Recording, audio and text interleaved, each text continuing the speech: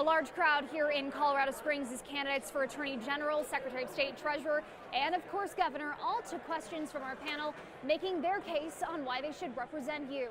With ballots going out on Monday, a full house listened as major candidates talked about what would happen if they made it in office. That's not an attorney general, that's an activist, and I intend to be an attorney general.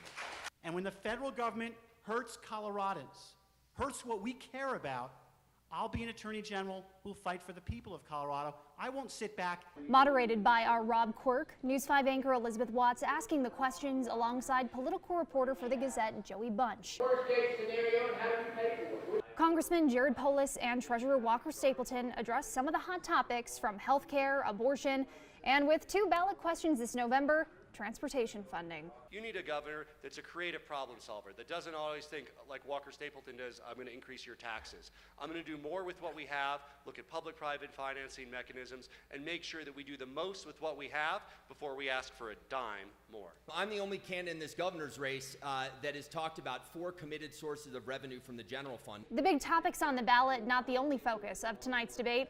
Both candidates have received high-profile endorsements. Bernie Sanders and President Barack Obama for Polis and President Trump for Walker Stapleton. I am delighted that Bernie Sanders chose not to endorse me. And as much as Congressman Polis may want to make this race between Donald Trump and Bernie Sanders. However proud Walker is of not being endorsed by Bernie Sanders, I'm 100 times more proud not to be endorsed by Donald Trump. And in the age of the Me Too movement, the candidates also took questions about how state lawmakers should be disciplined when it comes to sexual harassment allegations. So I think it's something that ultimately is in the hands of the voters where it belongs, and each of us will always struggle as individuals and as humans to reconcile that, yes, we're a people that believe in consequences. To me, it's a black and white issue. It's not a gray issue as it appears to be for Congressman Polis.